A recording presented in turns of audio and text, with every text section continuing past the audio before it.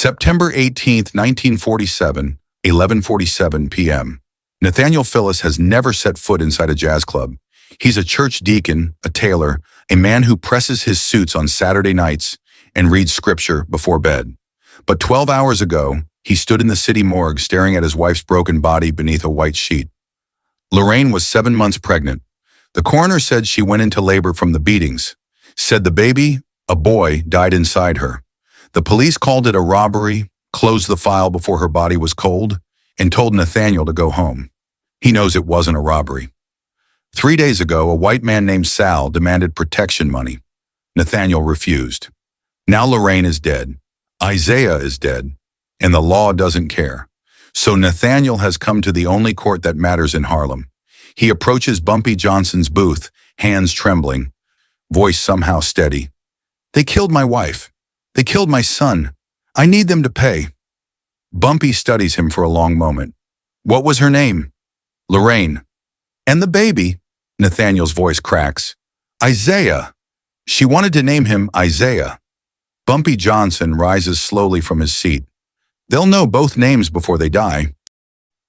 Lorraine Delphine Phyllis was born on a Sunday morning in April 1923, which her mother always said explained everything.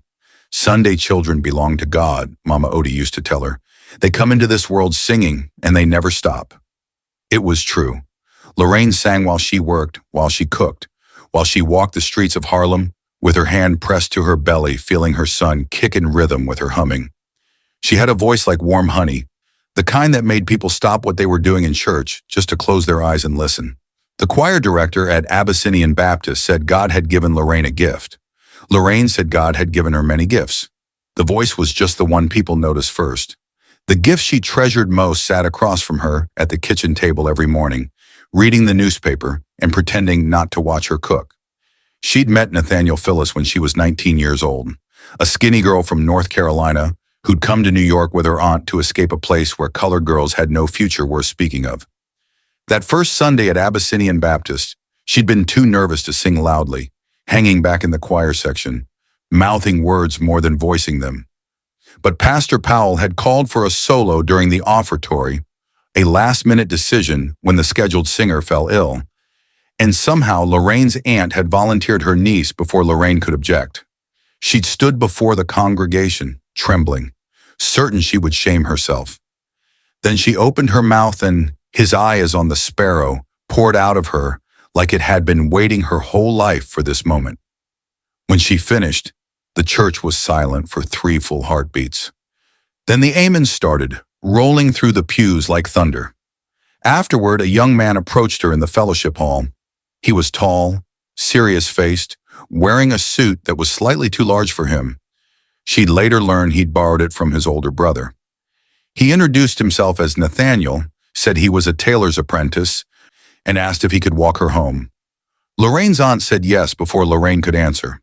They were married 3 years later in that same church, with Lorraine wearing a dress she'd sewn herself and Nathaniel wearing a suit that finally fit, because he'd made it with his own hands. For 5 years they tried to have a child. 5 years of hope and disappointment, of prayers that seemed to go unanswered, of Lorraine pressing her hand to her flat stomach each morning and wondering if this month would be different. She never complained, never questioned God's timing. "He knows what he's doing," she'd tell Nathaniel when another month passed without news. "We just have to trust." Then in February 1947, the miracle happened. Lorraine had suspected for weeks before she told Nathaniel. She wanted to be sure, wanted to hold the certainty in her heart before she spoke it aloud. When she finally told him, over breakfast, just the two of them, the winter light coming gray through the kitchen window, Nathaniel had wept.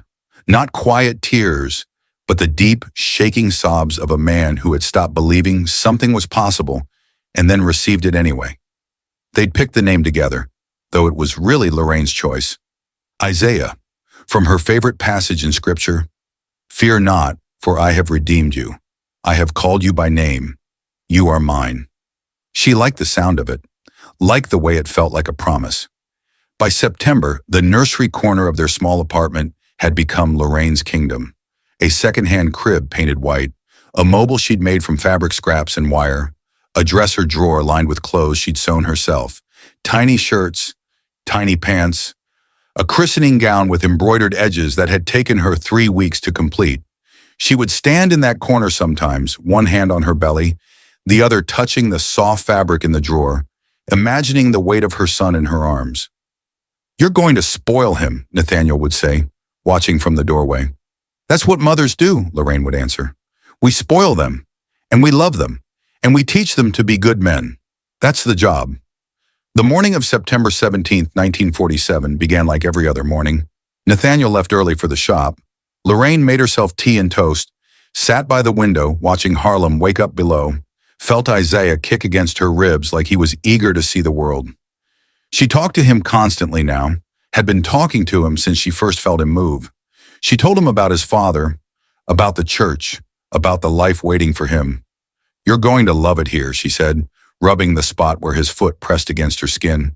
"It's loud and busy, and sometimes it smells like the fish market on a hot day. But it's ours, and everyone's going to love you so much, especially your daddy. He pretends to be serious, but you'll have him wrapped around your finger in about 5 minutes." She dressed carefully for Wednesday evening service. A blue dress she'd made herself, let out at the seams to accommodate her growing belly. She pinned her hair the way she liked it, put on the small pearl earrings Nathaniel had given her for their anniversary. She looked at herself in the mirror and smiled at what she saw. A woman about to become a mother, about to complete a family, about to begin the chapter of her life she'd been waiting for since she was a girl, dreaming of a future in North Carolina. She left the apartment at 6:15 p.m., walking the 3 blocks to Abyssinian Baptist with one hand on her belly and a hymn on her lips. The September evening was warm, the streets alive with people heading home from work, children playing on stoops, the smell of someone's dinner drifting from an open window. Lorraine smiled at neighbors, stopped to chat with Mrs. Henderson about the church bake sale, let old Mr. Crawford press a peppermint into her hand for the baby. She never made it to the church doors. At 6:23 p.m., a black sedan pulled up alongside her. 3 men stepped out. Before Lorraine could scream, before she could run, before she could do anything but wrap her arms instinctively around her belly to protect the son she would never hold, hands closed around her and dragged her into the darkness. The last thing Harlem saw of Lorraine Phyllis was a blue dress disappearing into a car, and then nothing at all. Sal Benedetto had never worked an honest day in his life, and he was proud of it. At 32 years old, he'd climbed from running numbers on street corners to collecting protection money for the Lucchese family's garment district operations. It wasn't glamorous work, not like the bosses who sat in social clubs and made decisions over espresso, but it paid well, and Sal had a talent for it. He knew how to smile while delivering threats, knew how to make a shopkeeper understand, without ever raising his voice, that the $50 a week wasn't a request. The garment district was Lucchese territory, had been for decades. The family took a cut from every sweatshop, every fabric wholesaler, every tailor who wanted to stay in business without finding his inventory burned or his fingers broken. It was a system that worked because everyone understood the rules. You paid, you stayed open. You didn't pay, you disappeared. Simple. But by 1947, the garment district was getting crowded. Too many crews, too many hands reaching for the same pockets. Sal needed to expand, and he'd found the perfect territory, Harlem. The way Sal saw it, Harlem was money lying on the ground waiting to be picked up. Colored businesses, tailors, laundries, restaurants, barbershops, operated without any real protection. The police didn't care about them. The Italian families had always considered Harlem beneath their interest, too much trouble for too little return. But Sal saw opportunity where others saw inconvenience. These shop owners had money, maybe not a lot, but enough. And they had no one to complain to. "Who they gonna call?" Sal had explained to his crew over drinks at Marino's bar on Mulberry Street. "The cops? The cops don't give a damn about some colored tailor getting shaken down. We could burn the place to the ground and they'd call it an accident. These people got nobody. That's what makes them perfect." His crew consisted of 2 men who'd been with him since his street corner days, Carmine Tessio and Dominic Falcone. Carmine was 29, thick-necked and slow-talking, with hands that had broken more bones than he could count. He wasn't smart, but he didn't need to be. His job was to stand in the background looking like exactly what he was, a man who enjoyed hurting people. Dominic was younger, 26, with a quick smile and dead eyes. He was the one who held people down while Carmine worked. He was the one who laughed. They'd hit a dozen Harlem businesses over the summer of 1947, and not a single one had refused to pay. The formula was simple. Sal would walk in, pleasant as a preacher, explain the arrangement, and give the owner a week to come up with the first payment. If they hesitated, Carmine would crack his knuckles. If they still hesitated, Dominic would mention something about their wife, their children, their mother. No one hesitated after that. Then they walked into Nathaniel Phyllis's tailoring shop on Lenox Avenue, and everything changed. The shop was small but clean, wedged between a barber shop and a grocery store. A bell chimed when Sal pushed open the door. Inside, racks of suits lined the walls, and a colored man stood behind the counter with a measuring tape around his neck and a look of polite inquiry on his face. "Help you, gentlemen?" Sal smiled his warmest smile. "Nice place you got here. Real nice. You do good work?" "I do honest work." The tailor's voice was calm, but Sal noticed his eyes flick to Carmine and Dominic, registering the threat they represented. Smart man. "What can I help you with?" "I'm in the neighborhood a lot these days, looking after local businesses, making sure nothing bad happens to them. Fires, break-ins, that kind of thing. It's a dangerous city, you know? Lots of bad people out there." "I'm aware. So I'm offering a service. $50 a week, and you don't have to worry about any of that. Think of it as insurance." The tailor was quiet for a long moment. Sal waited, still smiling. This was usually the part where they caved, where the fear in their eyes won out over whatever pride they were holding on to. But this man wasn't looking at him with fear. He was looking at him with something else, something that looked almost like pity. "No," the tailor said quietly. "Thank you, but no." Sal's smile didn't waver, but something behind his eyes went cold. "I don't think you understand the arrangement." "I understand it perfectly, and my answer is no. I've worked too hard to build this business to hand over my earnings to men who've never earned anything in their lives. So no, I won't be paying." Carmine took a step forward, but Sal raised a hand. "Not here. Not yet." He studied the tailor for a long moment, memorizing the face of a man who just made the worst decision of his life. "You'll regret that," Sal said, and the words came out soft as silk. "You'll change your mind. They always do."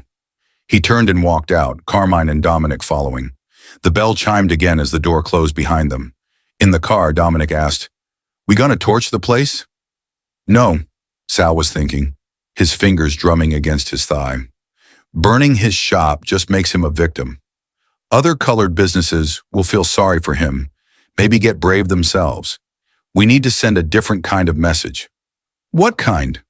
Sal remembered something he'd seen through the shop window, a photograph on the wall behind the counter, a wedding portrait, the tailor and a pretty colored woman in a white dress.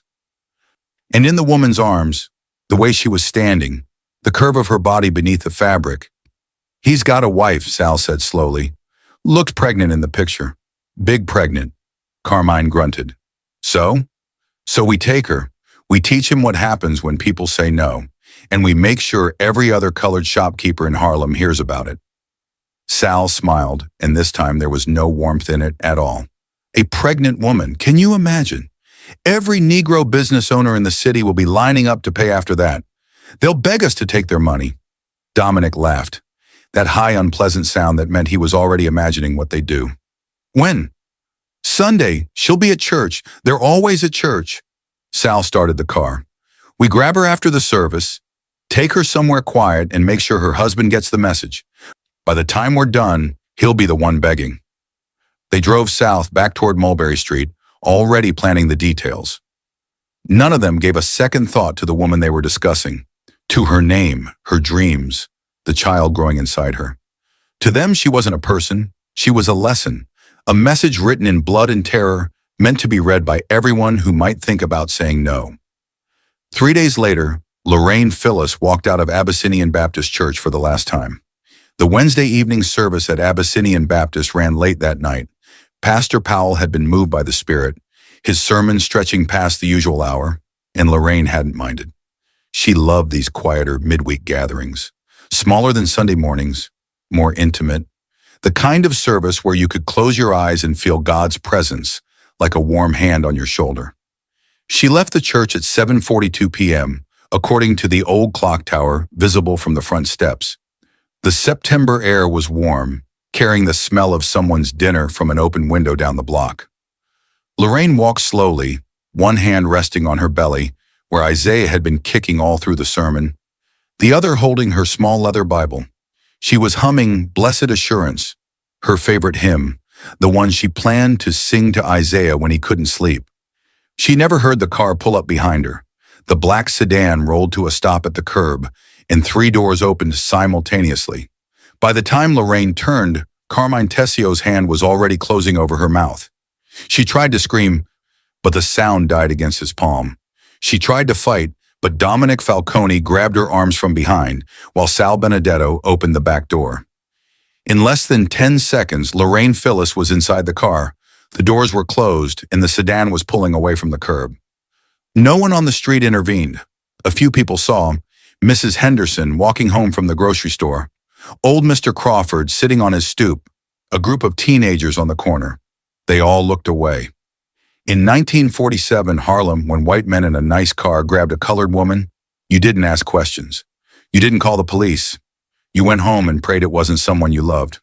The car drove east toward the waterfront. Lorraine struggled in the back seat, wedged between Carmine and Dominic, her muffled screams growing more desperate as the buildings changed from familiar Harlem brownstones to industrial warehouses and empty lots. Sal drove without speaking, checking the rearview mirror occasionally, his expression as calm as if he were running an ordinary errand. The warehouse sat at the end of a dead-end street near the East River, surrounded by rusting equipment and piles of debris. It had been a textile storage facility once. Now it was nothing, abandoned, forgotten, the kind of place where screams disappeared into concrete walls and no one came looking. They dragged Lorraine inside at 8:15 p.m. What happened over the next 8 hours cannot be described in detail. Not because the truth doesn't matter, but because some horrors deserve to be acknowledged without being displayed. What matters is this: Lorraine Phyllis, 7 months pregnant, was beaten by 3 men who laughed while they did it. She was burned with cigarettes. Her fingers were broken. And through all of it, through every moment of agony, she begged for only one thing. "Please," she said over and over, her voice raw and breaking. "Please, not my baby. Please, I'll do anything. Just don't hurt my baby. Please." Sal Benedetto found this amusing. "She thinks we care about the baby," he said to Carmine, lighting another cigarette. "Ain't that sweet?" Dominic laughed. He was always laughing. Somewhere around midnight, Lorraine's body began to fail. The trauma was too severe, the stress too overwhelming. Her water broke on the concrete floor of that warehouse, and she went into labor 7 weeks early, her body trying desperately to save Isaiah even as it was being destroyed. She was still conscious when it happened, still aware, still praying. "Isaiah," she whispered, her voice barely audible now, her hands wrapped around her belly, as if she could protect him through sheer will. "Isaiah, I'm sorry. Mama's so sorry. I love you. I love you so much. Your daddy loves you. We were going to—" She couldn't finish. A contraction seized her, and she screamed, and the 3 men watched with the same detached interest they might show a dying animal on the side of the road.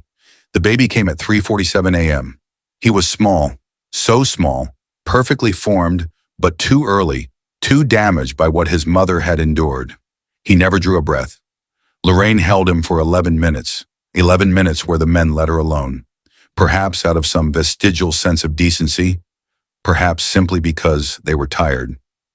She held her son against her chest and whispered to him, told him about the nursery waiting at home, about the yellow walls, about the christening gown she'd sewn with her own hands. She told him his name. She told him she loved him.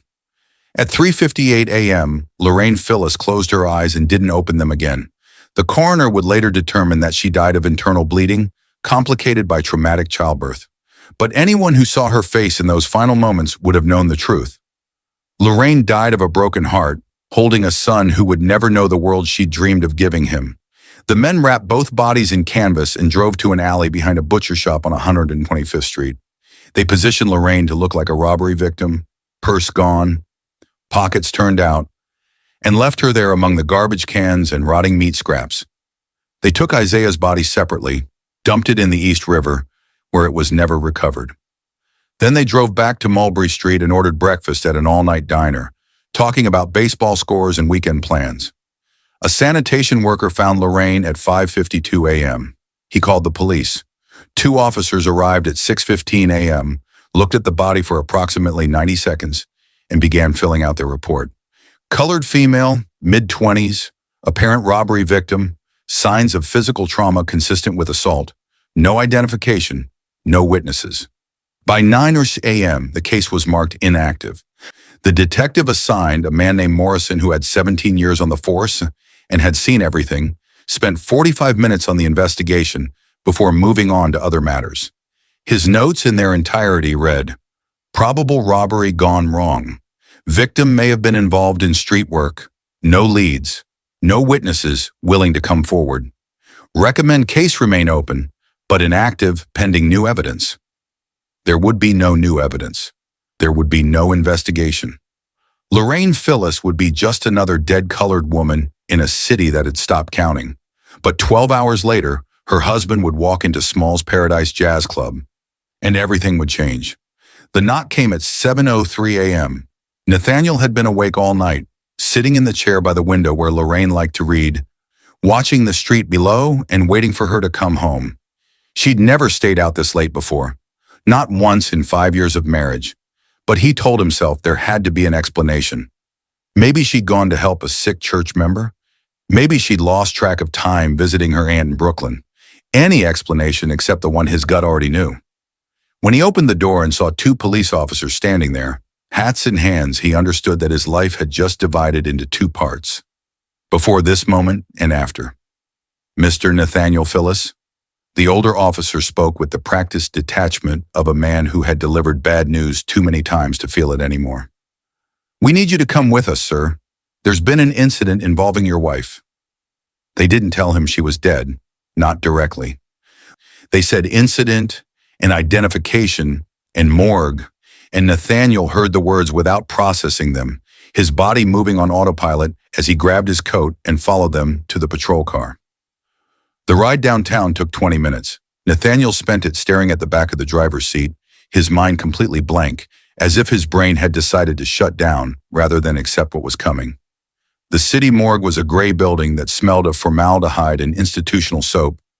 A coroner named Dr. Whitfield met them in the hallway, an older white man with kind eyes and a gentle voice that somehow made everything worse. He led Nathaniel to a room with metal tables and white sheets and the unmistakable presence of death hanging in the air like fog. "I need to warn you, Mr. Phyllis," Dr. Whitfield said quietly. "The deceased suffered significant trauma. This may be difficult." Difficult, as if there were words adequate to describe what Nathaniel was about to see. The coroner pulled back the sheet, and Nathaniel's legs gave out. He didn't faint. He wished he had. Instead, he collapsed to his knees on the cold tile floor, a sound coming out of his mouth that he'd never made before. Something between a scream and a moan. The sound of a soul being torn in half. Because the woman on that table, the broken, bruised, battered thing that had once been his wife, was barely recognizable. Her face was swollen, her beautiful dark skin mottled with bruises, her lips split, her eyes closed forever. And her belly that had been round and full of life just yesterday, that had kicked against his palm when he'd kissed her goodbye that morning.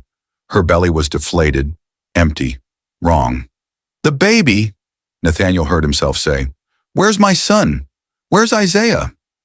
Dr. Whitfield crouched beside him, his voice impossibly gentle.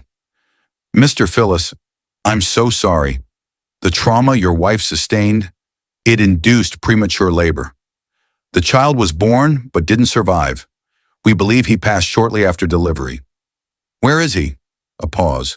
The coroner exchanged a glance with the officers. The body wasn't recovered with your wife. We believe whoever did this disposed of the infant separately." Disposed, like garbage, like something to be thrown away.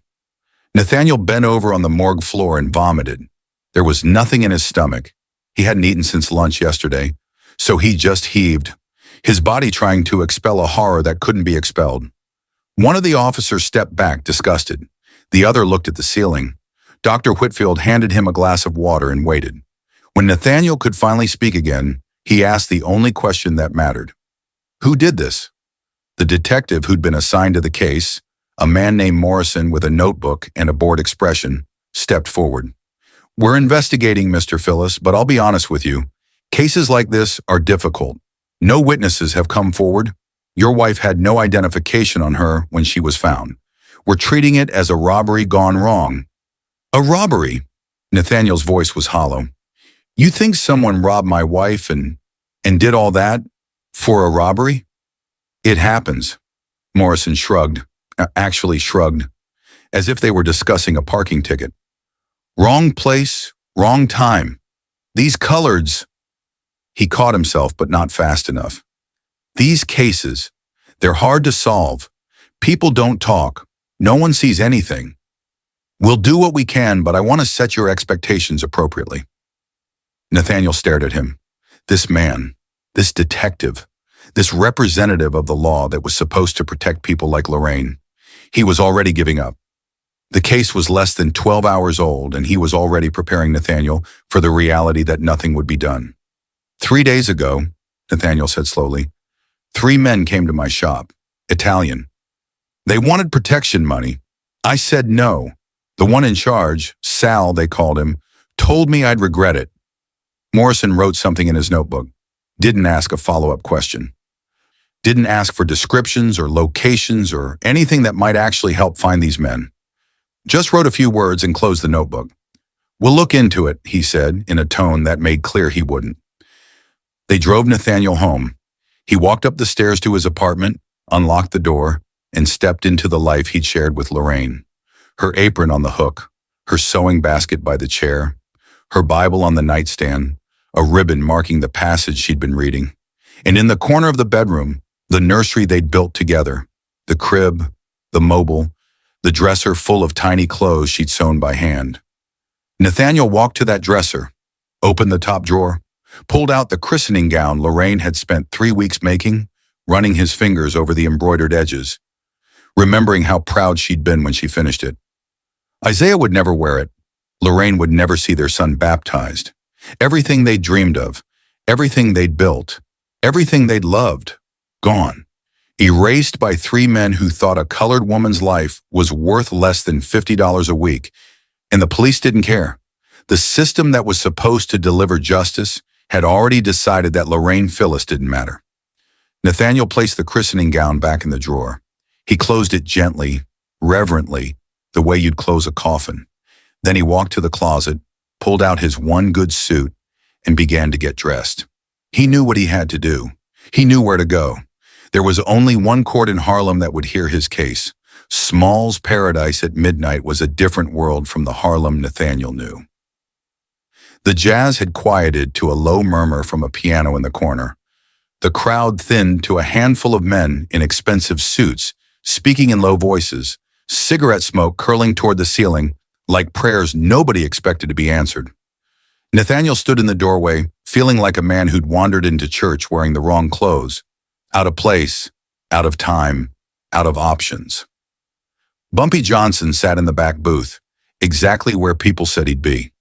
He was smaller than Nathaniel had expected, compact and precise, wearing a dark suit and a fedora that sat on the table beside his coffee cup.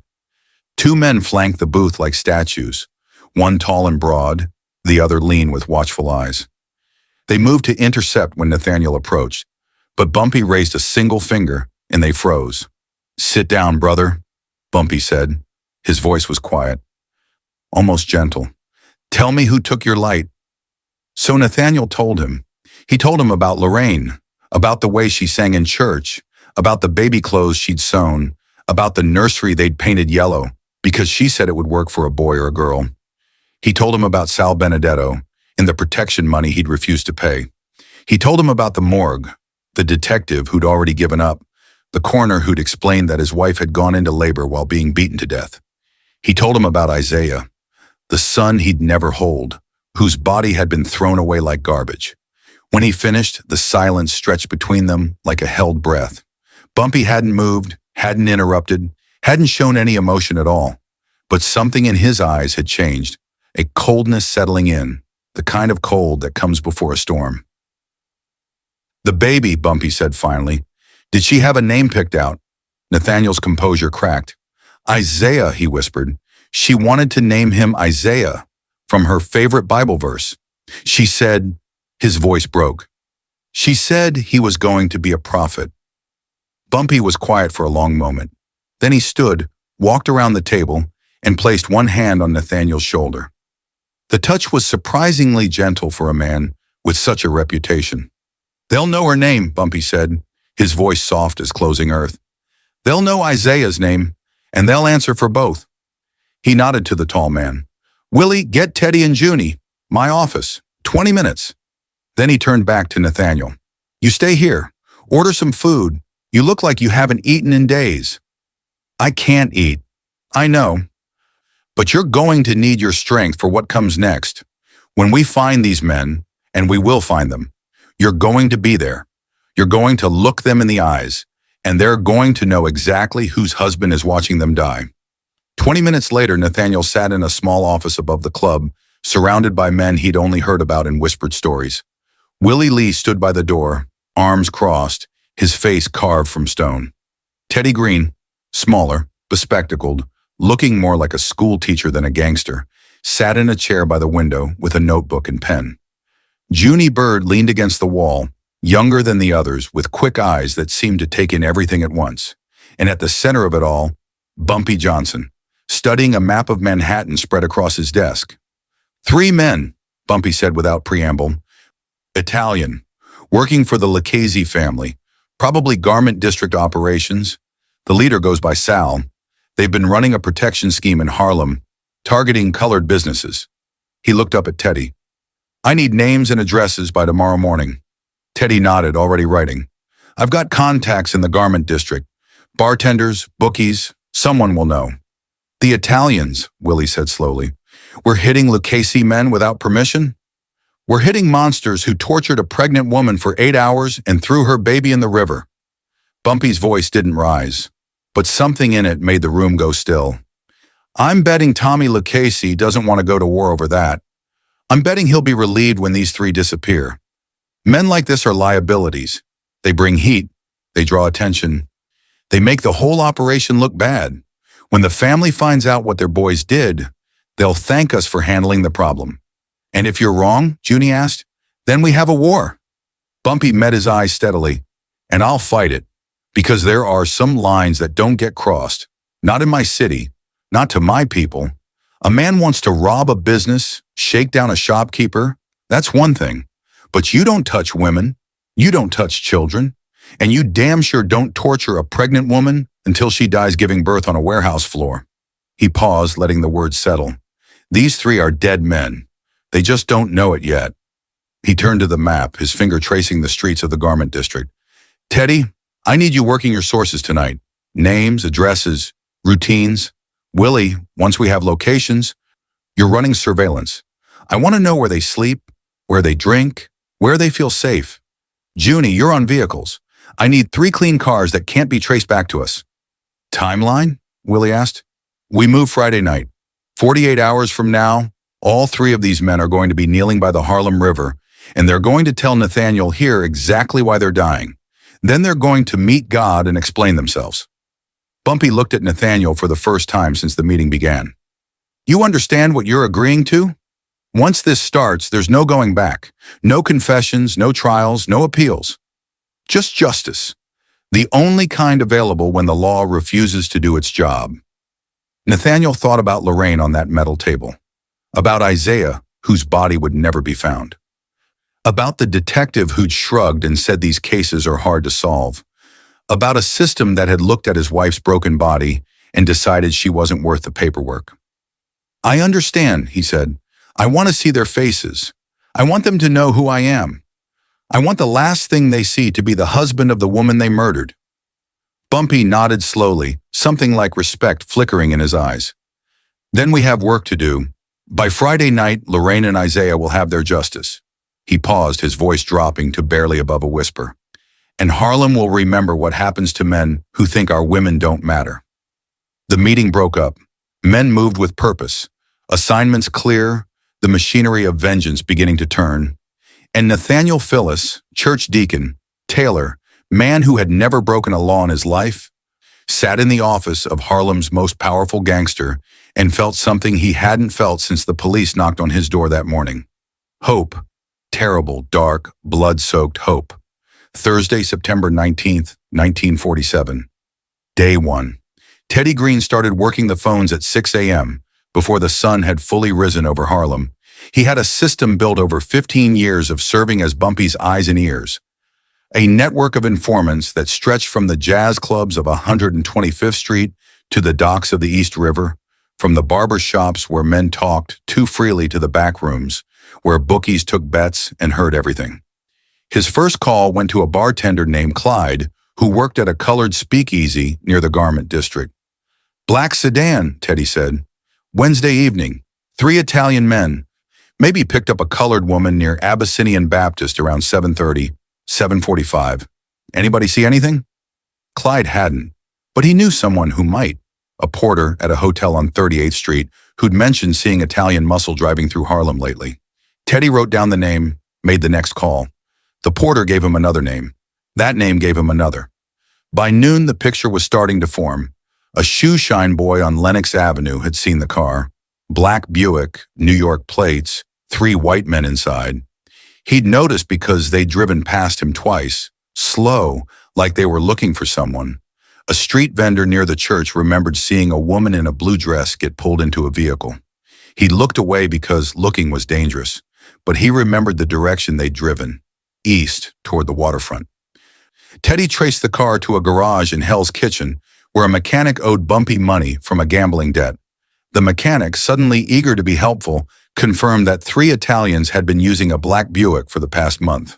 Lucchese crew. Names: Sal Benedetto, Carmine Tessio, Dominic Falcone. They ran protection in the garment district and had been bragging lately about expanding into Harlem.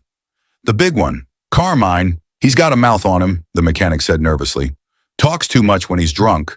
Last week he was saying something about teaching the coloreds a lesson. Said they grabbed some pregnant woman, made an example out of her." The mechanic swallowed hard. "I didn't think he was serious." Teddy wrote it all down. Confirmation, names, motive. By 3 p.m. he had addresses too. Sal kept an apartment on Mulberry Street. Carmine lived in a boarding house in the garment district, and Dominic still slept in his childhood bedroom in his mother's house in Brooklyn. While Teddy worked the phones, Willie Lee worked the streets. He drove downtown in a borrowed car, dressed in workman's clothes, looking like just another colored laborer, invisible to the white world around him. He found Sal's building on Mulberry Street and watched it for 2 hours, noting the comings and goings, the lack of security, the bar on the corner where Sal apparently spent his evenings. Carmine was harder to track. He moved around the garment district collecting money from businesses too scared to refuse. But Willie found his pattern: lunch at a deli on 38th Street, afternoon collections, evenings at a social club on Hester Street where low-level Lucchese men played cards and complained about their bosses. Dominic was the easiest. The man lived with his mother, for God's sake.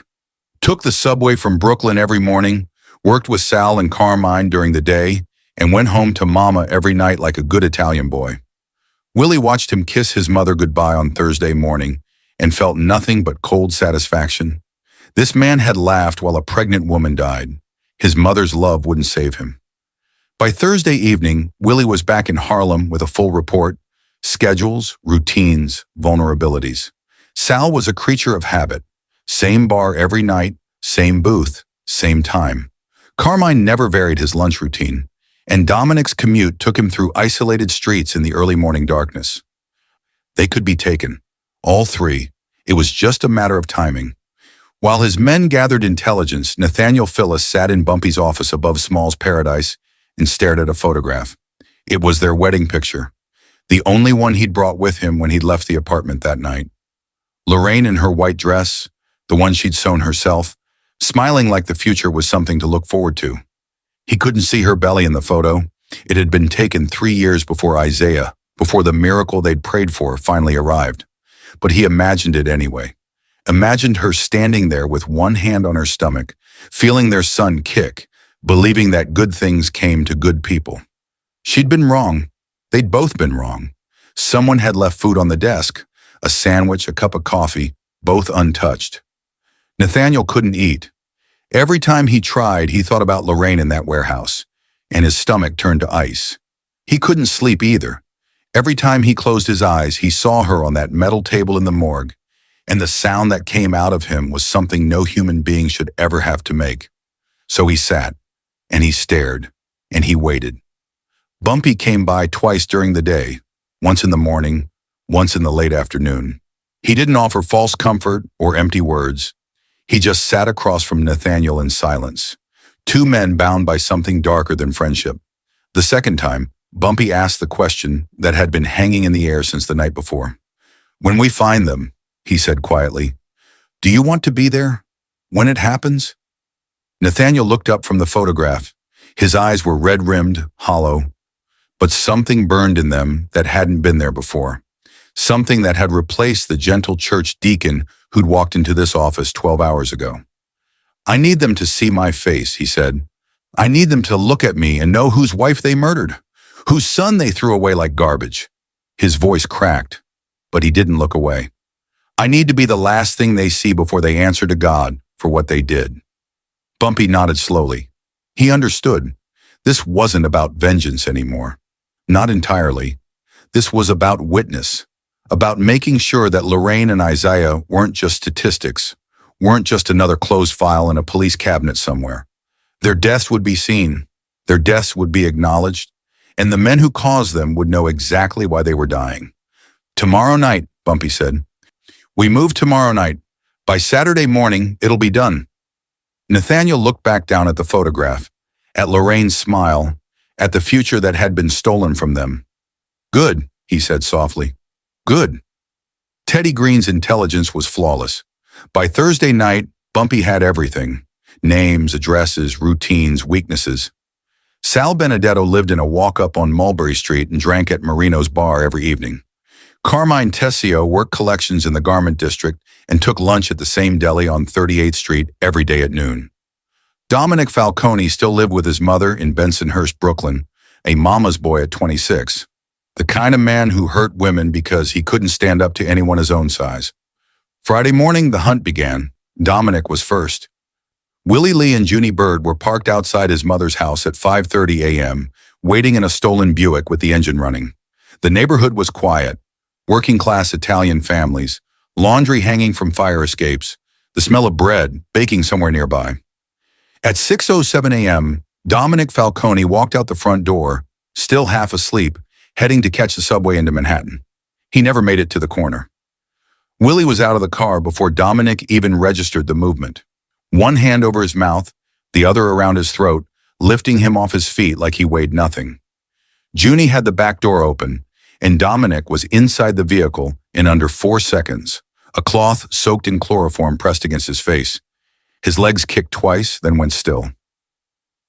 The Buick pulled away from the curb as smoothly as if it had never stopped. A woman across the street paused while sweeping her stoop. She watched the car disappear around the corner, then went back to sweeping. In neighborhoods like this, you learned not to see things. Carmine Tessio was next, and he was harder. The deli on 38th Street sat in the heart of the garment district, surrounded by fabric warehouses and sweatshops, and the constant rumble of trucks making deliveries. Carmine ate there every day at noon, a creature of habit like most stupid men. But the location was public, crowded, full of witnesses who might actually talk to police if something went wrong. Teddy had a solution. At 11:45 a.m., a man Carmine had never seen before approached him on the sidewalk outside the deli. The man was well-dressed, nervous-looking, carrying a briefcase. "Mr. Tessio, I'm looking for Mr. Tessio. I have a message from Mr. Benedetto. Says it's urgent, says you need to see something in the alley. About the Harlem situation." Carmine frowned. "What Harlem situation?" "He didn't say, sir. Just said you'd want to see this before lunch. Said it couldn't wait." Carmine hesitated. Sal hadn't mentioned anything that morning, but the words Harlem situation stuck in his mind. The colored woman, the tailor's wife. Maybe there was heat coming down, something Sal had heard about. Better to check than to ignore it. He followed the nervous man into the alley behind the deli. Willie Lee was waiting with a blackjack. One hit to the base of the skull, and Carmine dropped like a puppet with cut strings. They had him in the trunk of a delivery truck within 30 seconds. The nervous man, one of Teddy's contacts, paid $50 for 10 minutes of acting, already walking away and disappearing into the crowd. 2 down, 1 to go. Sal Benedetto was the problem. Unlike his crew, Sal had survival instincts. He traveled with bodyguards, 2 men from his neighborhood who carried guns and knew how to use them. He varied his routes, never walked the same street twice in a row, kept his head on a swivel like a man who expected trouble. In the 48 hours since Teddy had been watching him, Sal had never once been alone in public. But everyone has a weakness. Everyone has a moment when their guard comes down. Sal's weakness was a woman. Her name was Angela, and she worked at a hat shop on Elizabeth Street. Sal had been seeing her for 3 months, sneaking away from his wife on Thursday nights for what he told his bodyguards were business meetings. The bodyguards knew better, but they also knew better than to ask questions. They waited in the car while Sal went upstairs to Angela's apartment, usually for 2 or 3 hours. At 8:47 p.m., Sal Benedetto climbed the stairs to apartment 3B, straightening his tie and smoothing his hair. His bodyguards settled in for a long wait, one of them pulling out a racing form, the other lighting a cigarette. They never saw the men who came up behind them. Bumpy had sent 4 men for this job, Willie, Junie, and 2 others, whose names didn't matter. The bodyguards were unconscious in under 10 seconds, slumped in the front seat of their car like drunks sleeping it off. Willie climbed the stairs to apartment 3B, knocked on the door, and waited. Sal opened it expecting Angela. He found Willie Lee's fist instead. By 11 p.m., all 3 men were in the warehouse. It was an old storage facility near the Harlem River, abandoned for years, the kind of place where sounds disappeared into concrete and corrugated metal. Bumpy had chosen it carefully, not the same warehouse where Lorraine had died, but close enough to the water that you could hear it lapping against the pilings if you listened. Close enough that the men would know where they were going to end up. Sal, Carmine, and Dominic knelt in a row on the concrete floor, wrists bound behind their backs, ankles tied, mouths gagged with rags that tasted like motor oil. They'd been stripped of their suits and shoes, left in their undershirts and trousers, their dignity peeled away layer by layer. The warehouse was cold, and they were shivering from the temperature, from the fear, from the slowly dawning understanding that no one was coming to save them. They'd been positioned facing the door, waiting for it to open, waiting for whatever came next. Dominic was crying, tears streaming down his face, his body shaking with sobs he couldn't voice through the gag. Carmine stared straight ahead, his jaw clenched, trying to look brave and failing. Sal's eyes darted around the warehouse, searching for escape routes, finding none. The calculating mind that had planned so many horrors, now calculating the hours he had left to live. Outside, the Harlem River flowed past in the darkness, patient and eternal, ready to receive what was coming. And somewhere across town, Nathaniel Phyllis put on his wedding suit, the one he'd married Lorraine in, the one he'd planned to wear to Isaiah's christening, and prepared to look his wife's killers in the eyes. The warehouse door opened at midnight. Bumpy Johnson walked in first, wearing his signature black suit and fedora, moving with the unhurried precision of a man who had done difficult things before and would do them again. Behind him came Willie Lee, a .45 automatic held loosely at his side, his face betraying nothing. Then Teddy Green, notebook finally put away, bearing witness to what his intelligence had made possible. Then Junie Bird, closing the door behind them, sealing the warehouse from the outside world. And finally Nathaniel Phyllis. He was still wearing his wedding suit, the same suit he'd worn when he married Lorraine, the same suit he'd planned to wear to Isaiah's christening. In his hands he carried a photograph. His face was calm in a way that went beyond peace, the stillness of a man who had passed through grief into something harder and quieter on the other side. The 3 men on the floor looked up as their captors entered. Dominic Falcone was still crying, his face slick with tears and snot, his body trembling so violently that his bound hands shook against the concrete. Carmine Tessio had retreated somewhere inside himself, his eyes unfocused, his jaw slack. The look of a man whose mind had already begun to leave his body. Only Sal Benedetto was still fully present, his eyes darting between the men who'd entered, calculating, scheming, looking for an angle even now. Bumpy walked to the center of the warehouse and stood before them, close enough that they had to crane their necks to look up at him. For a long moment he said nothing. Just looked at them the way a man might look at insects pinned to a board. Then he reached down and pulled the gag from Sal's mouth. Sal gasped, coughed, worked his jaw. And immediately the words started pouring out. The negotiations of a man who believed everything had a price. "I can pay," he said, his voice hoarse but urgent. "Whatever you want. I know people. I got connections. We can work something out. This is all a misunderstanding. I didn't know anyone would care. I can make this right. Just tell me what you want." Bumpy listened without expression. When Sal finally ran out of words, Bumpy turned away from him as if he hadn't spoken at all. "Nathaniel," he said quietly, "come here." Nathaniel stepped forward, his footsteps echoing in the empty space. He stopped in front of the three kneeling men and looked down at them.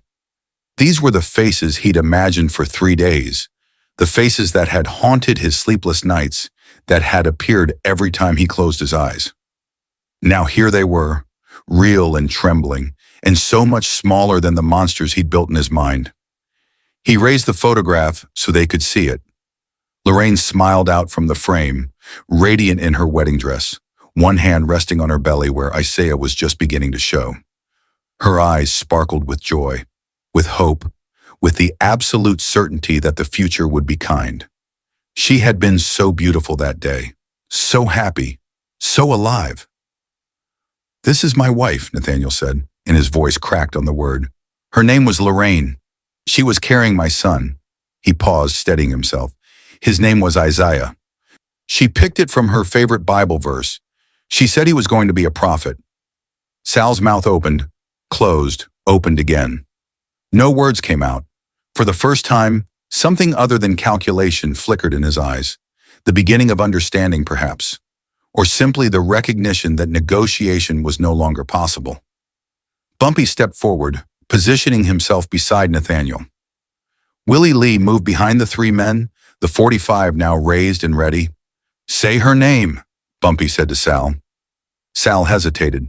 Willie pressed the barrel of the gun against his temple, cold steel against sweating skin. "Lorraine," Sal whispered. "Say the child's name." "Isaiah." Bumpy turned to Carmine, who seemed to return to himself just enough to understand what was being asked. "Say her name." "Lorraine." The word came out broken, barely audible. "Say the child's name." "Isaiah." Finally Dominic, sobbing so hard he could barely form words, snot running down his chin, every trace of the laughing sadist erased by animal terror. Lorraine," he choked out. "Isaiah." Oh God, I'm sorry, I'm so sorry, please. Stop." Bumpy's voice cut through the begging like a blade.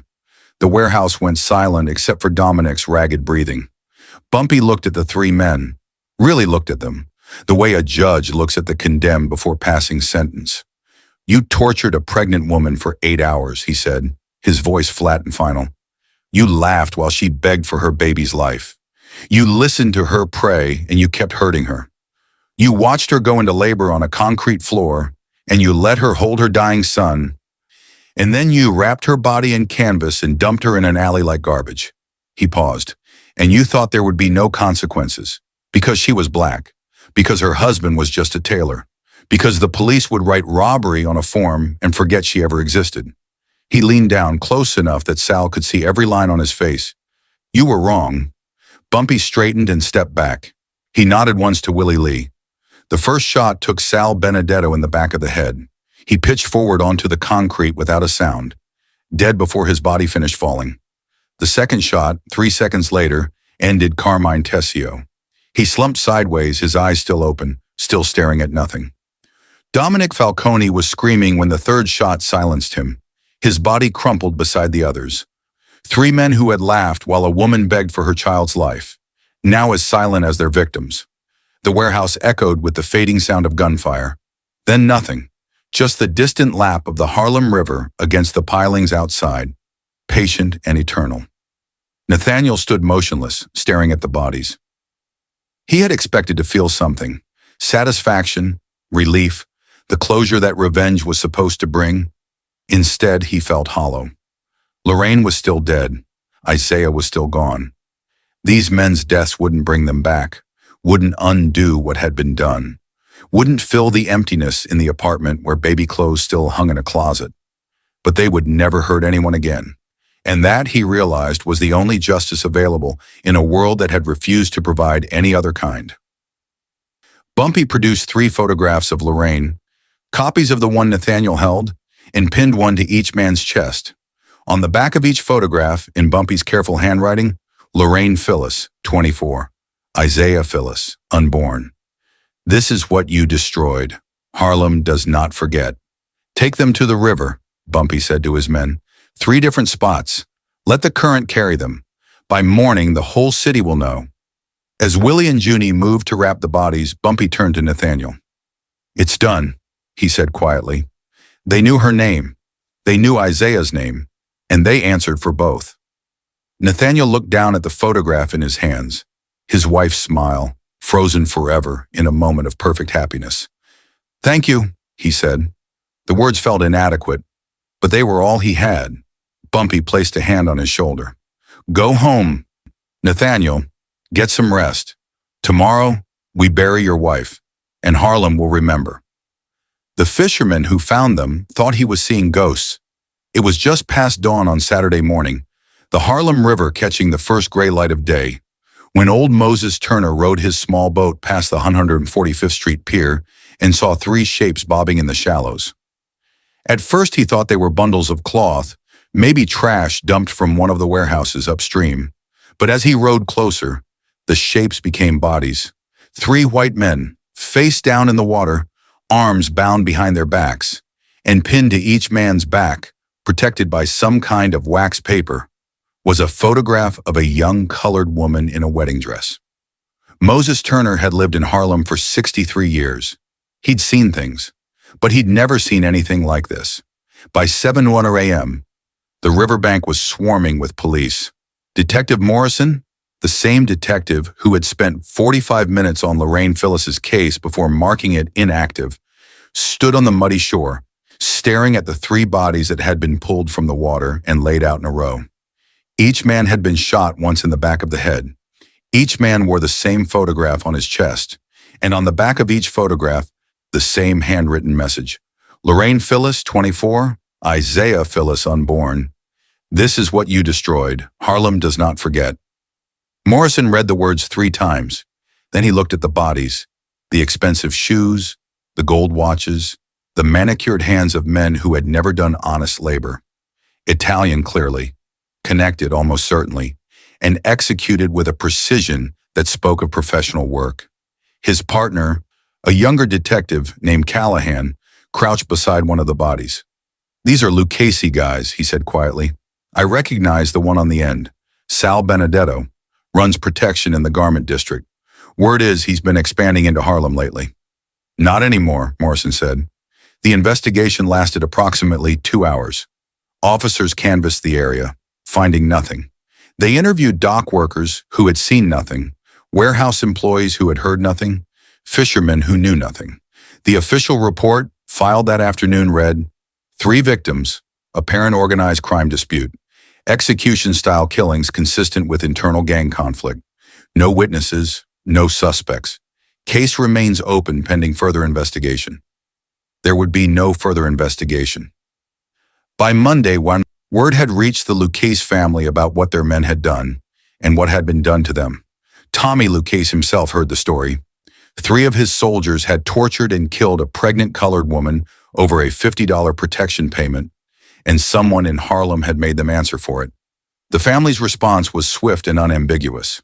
A message was passed through intermediaries to Bumpy Johnson. They crossed a line. We consider this matter closed. Even among criminals, some things were unforgivable. Even in an underworld built on violence and exploitation, there were rules that couldn't be broken. You didn't touch women, you didn't touch children, and you damn sure didn't torture a pregnant woman to death and think there would be no consequences. The matter was closed. September 25th, 1947, was the kind of day Lorraine would have loved. Warm sun, blue sky, the first hints of autumn color in the trees. The kind of day she would have spent sitting by the window with her hand on her belly, talking to Isaiah about the world waiting for him outside. 2,000 people came to her funeral. They filled Abyssinian Baptist Church to overflowing, standing in the aisles, crowding the balcony, spilling out onto the front steps and the sidewalk beyond. They came from every corner of Harlem. Seamstresses and shopkeepers, teachers and tailors, doctors and day laborers. They came because they'd known Lorraine, or because they'd known someone like her, or simply because they understood that her death was their death, her injustice, their injustice. In a city that had decided colored women didn't matter. 2,000 people came to say that Lorraine Phyllis mattered. Reverend Adam Clayton Powell Sr. stood at the pulpit, looking out at the sea of faces, some weeping openly, some staring straight ahead with the hollow eyes of people who had seen too much grief, some holding photographs of Lorraine that they'd clipped from the small notice that had run in the Amsterdam News. Behind him, Lorraine's coffin rested on a bier draped in white cloth, surrounded by flowers that had been arriving all week from people who had never met her, but felt her loss as their own. The law abandoned Lorraine and Isaiah, Powell said, his voice carrying to every corner of the church. The courts offered nothing. The police shrugged and closed a file. They looked at this beautiful young woman, this child of God, this mother who never got to hold her son, and they decided she wasn't worth their time. They wrote robbery on a form and went home to their dinners. He paused, letting the words settle. But Harlem did not abandon them. Harlem remembered its children. Harlem protects its own. And though I cannot speak of earthly justice from this pulpit, I can tell you this. Lorraine Phyllis did not die forgotten. Isaiah Phyllis did not die unavenged. And their memory will endure long after the men who harmed them have been forgotten by history. In the back of the church, in the last pew, a man in a black suit and fedora sat alone. Bumpy Johnson had come in quietly after the service began, and he would leave quietly before it ended. He wasn't there to be seen. He was there to bear witness to the woman whose death he had answered, to the community that had gathered to mourn her, to the justice that existed outside the law, because the law had refused to provide any. The choir sang Blessed Assurance, Lorraine's favorite hymn, and the church wept. Afterward, as the pallbearers carried Lorraine's coffin down the front steps toward the waiting hearse, Nathaniel Phyllis stepped forward. He was thinner than he'd been 2 weeks ago, his face hollowed by grief, but he stood straight. In his hands, he carried a small bundle wrapped in white cloth. He unwrapped it carefully, revealing a tiny pair of baby shoes, yellow fabric with white laces, small enough to fit in his palm. Lorraine had sewn them 3 months ago, had shown them to Nathaniel with such pride, had placed them in the nursery drawer beside the christening gown and the stack of tiny clothes that their son would never wear. Nathaniel placed the shoes on top of the coffin. Then he placed a note beside them, written in his own hand on paper that trembled slightly as he let it go. Isaiah, your mother loved you. I loved you. You are not forgotten. The hearse drove slowly through Harlem's streets, and people lined the sidewalks to watch it pass. They stood in silence, hats removed, heads bowed, a city within a city paying its respects to one of its own. The story spread quickly, as stories do in Harlem. It moved through barbershops and beauty parlors, through churches and speakeasies, through tenement hallways and brownstone sitting rooms. 3 men had tortured and killed a pregnant woman over a protection payment. Within 72 hours, all 3 were dead, and the man who had delivered that justice, his name was spoken in whispers, with something between fear and gratitude. From Harlem, the story spread into New York's underworld. It reached Little Italy and Brooklyn, Queens and the Bronx. It reached the ears of men who had never met Lorraine Phyllis but understood the message her death and her killer's deaths had sent. For years afterward, no racketeer in New York ever targeted a pregnant woman in Harlem. Not Italian, not Irish, not Jewish, not black. They all remembered what had happened in September 1947. They all remembered the photographs pinned to 3 dead men floating in the Harlem River. They all remembered the name Lorraine Phyllis and the son she never held. And they all remembered what Bumpy Johnson did to the men who thought black mothers didn't matter. Some justice comes from courts and judges, from laws written on paper and enforced by men with badges. But when that justice fails, when the system decides that certain lives aren't worth protecting, another kind of justice emerges. Darker, older, written not in law books but in blood and memory. Lorraine Phyllis was 24 years old. She sewed dresses for church women. She sang Blessed Assurance in a voice like warm honey. She was 7 months pregnant with a son she'd already named Isaiah, from her favorite Bible verse. She died because 3 men thought her life didn't matter. Bumpy Johnson proved them wrong. In September 1947, 3 men decided that a pregnant black woman's life was worth less than a protection payment. They tortured her for 8 hours. They laughed while she begged for her unborn son. They dumped her body in an alley and went home to sleep. The police spent 45 minutes on the case before giving up. But Bumpy Johnson spent 72 hours delivering the only justice available when the system refuses to function. Lorraine Phyllis was 24 years old. She sewed dresses for church women. She sang in the choir. She was 7 months pregnant with a son she'd already named Isaiah. She died because 3 men thought her life didn't matter. Bumpy Johnson proved them wrong. Remember Lorraine and Isaiah Phyllis. Remember that when the law fails, justice doesn't disappear. It simply changes form. Remember that in 1947 Harlem, there was a man who made sure that some crimes could never go unpunished. The Harlem River has many secrets. 3 of them were named Sal, Carmine, and Dominic. They learned too late that Harlem protects its own. I'll see you in the next one.